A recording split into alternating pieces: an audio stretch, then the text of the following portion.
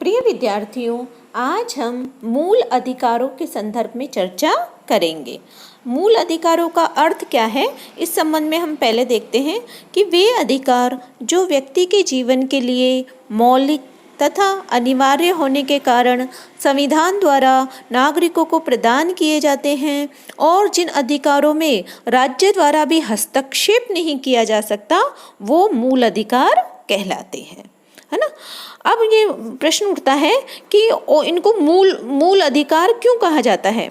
तो पहला, व्यक्ति के ये पूर्ण मानसिक, भौतिक और नैतिक विकास के लिए ये अधिकार बहुत आवश्यक हैं। इनके अभाव में उनके व्यक्तित्व का विकास रुक जाएगा। इसलिए लोकतंत्रात्मक राज्य में प्रत्येक नागरिक को बिना किसी भेदभाव के मूल अधिकार प्रदान किए जाते हैं, है ना। हमने अभी लोकतंत्र का जो है अध्ययन किया, तो हमने देखा कि किस तरह से लोकतंत्र की सफलता या लोकतंत्र का सबसे बड़ा गुण है कि ये स्वतंत्रता, समानता, भ्रातृत्व के गुणों पर आधारित है।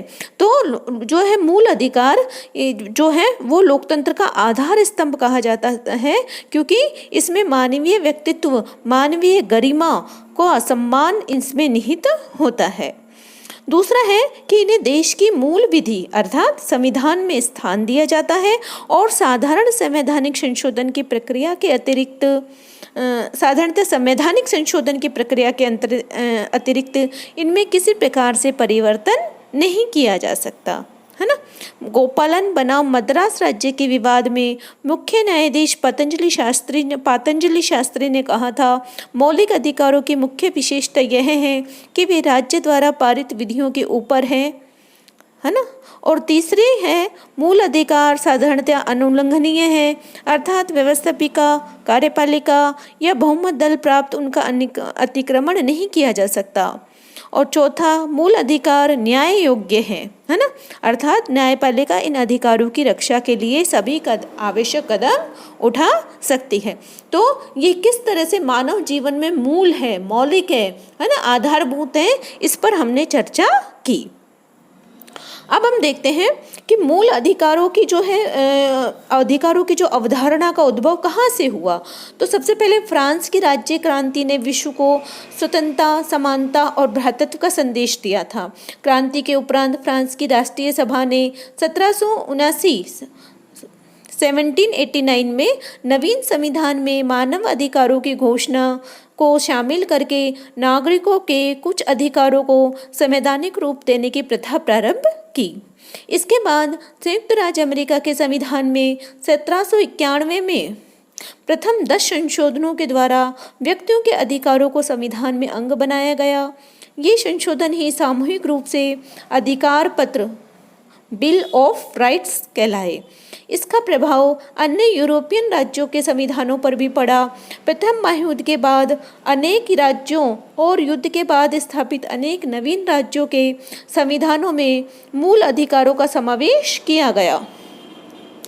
इस संबंध में जर्मनी का वीमर संविधान तथा आयरलैंड का संविधान विशेष रूप से उल्लेखनीय है। द्वितीय महायुद्ध के काल में मूल अधिकार का विचार और भी लोकप्रिय हुआ और युद्ध के बाद भारत, बर्मा, जापान आदि जिन देशों के संविधानों का निर्माण हुआ, उन सभी में मूल अधिकारों का समावेश किया गया, है ना।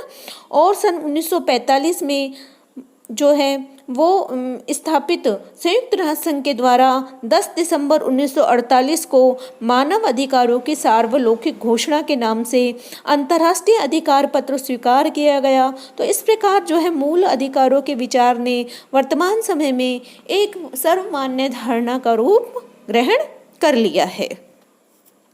तो इस हमने जो है अधिकारों से संदर्भ में वैश्विक पृष्ठभूमि देखी कि किस तरह से ये अधिकार पूरे विश्व में सभी देशों के द्वारा अपने संविधान में जो है जगह दी गई और इनको मान्यता प्रदान की गई।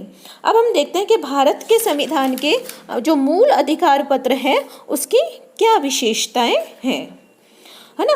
तो यद्यपि मूल अधिकारों के संबंध में भारतीय संविधान द्वारा संयुक्त राज्य अमेरिका और अन्य आधुनिक संविधानों से प्रेरणा ली गई है, लेकिन भारतीय संविधान का अधिकार पत्र जो है अधिकारों और उनसे संबंध व्यवस्था के संबंध में वैसा नहीं है जैसे अन्य संविधानों के अधिकार पत्र है। भारतीय संविधान के जो मूल अधिकार पत्र की जो विशेषताएं हैं उसका हम अब चर्चा करेंगे।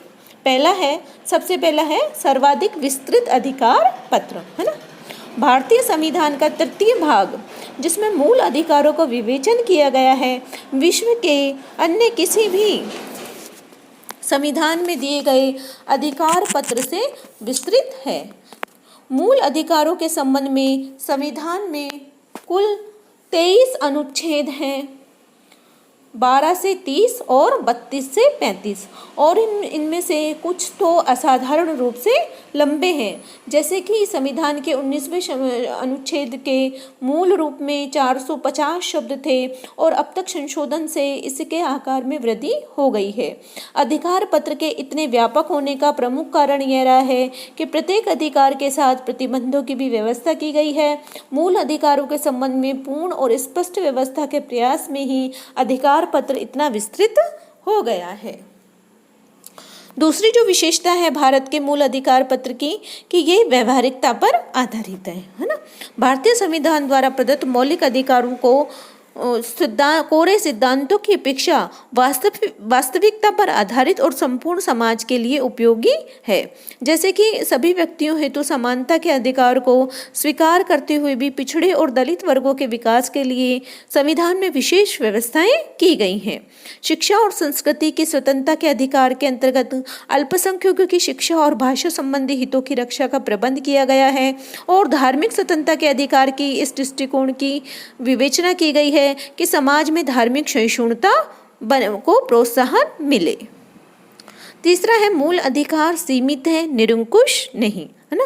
भारतीय संविधान के द्वारा प्रदान किए गए मूल अधिकार असीमित नहीं हैं, वरन उनका संविधान के द्वारा उन पर प्रतिबंध भी लगाए गए हैं। इस संबंध में भारतीय संविधान और अमेरिकी संविधान में यह अंतर है कि अमेरिकी संविधान में मूल अधिकारों पर कोई प्रतिबंध नहीं लगाए गए हैं, लेकिन सर्वोच्च न्यायालय ने पुलिस शक्ति के सिद्धांत के आधार पर राज्य को सामान्य हित में मूल अधिकारों पर आवश्यक और उचित नियंत्रण लगाने की शक्ति दे दी है। इस प्रकार अंतिम रूप से भारतीय संविधान और अमेरिकी संविधान में कोई अंतर नहीं है। भारतीय संविधान द्वारा जो कार्य प्रत्यक्ष रूप से किया जाता है, अमेरिकी संविधान द्वारा अप्रत्यक्ष रूप से किया जाता है। चौथा है प्राकृतिक या अनगिनत जो है अधिकारों के लिए कोई स्थान नहीं है। भारतीय संविधान के अंतर्गत प्राकृतिक या अगणित अधिकारों के लिए कोई जो है स्थान नहीं है। संविधान केवल उन्हीं अधिकारों को स्वीकार करता है जिनका वर्णन संविधान के तीसरे भाग में किया गया है। इस संबंध में अमेरिकी संविधान की स्थिति भिन्न है। अमेरिकी संविधान के 9वें संशोधन में उल्लेख है कि संविधान में कुछ अधिकारों को शामिल न करने का अर्थ यह नहीं लिया जाना चाहिए कि अन्य अधिकार जिन पर सबका स्वामित्व है उपेक्षित अथवा अमान्य होंगे। इसके आधार पर अमेरिका के सर्वोच्च न्यायालय ने यह शक्ति प्राप्त कर ली है कि वह संविधान में वर्णित अधिकारों के अतिरिक्त भी मानव जीवन के लिए आवश्यक समझे जाने वाले अन्य अधिकारों को लागू करा सकता है। भारतीय संविधान में अगणित अधिकारों के लिए कोई स्थान नहीं है और सर्वोच्च न्यायालय संविधान में उल्लेखित अधिकारों के अतिरिक्त अन्य अधिकारों को लागू करने की कार्यवाही नहीं कर सकता, है ना। यानी भारत में जो केवल वो ही अधिकार प्राप्त हैं जो संविधान द्वारा प्रदान किए गए हैं और सर्वोच्च न्यायालय जो है संविधान में उल्लेखित अधिकारों के अतिरिक्त अन्य किसी अधिकारों को लागू करने के लिए कार्रवाई करने का अधिकार नहीं है।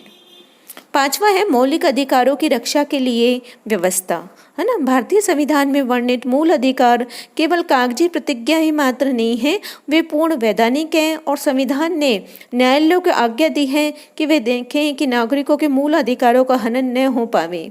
संविधान के अनुच्छेद 32 के अंतर्गत नागरिक अपने अधिकारों की रक्षा के लिए सर्वोच्च न्यायालय या उच्च न्यायालय की शरण ले सकता है और न्यायपालिका, व्यवस्थापिका या कार्यपालिका के ऐसे सभी कानूनों और कार्यों को अवैधानिक घोषित कर देगी जो मूल अधिकारों को अनुचित रूप से प्रतिबंध करते हों।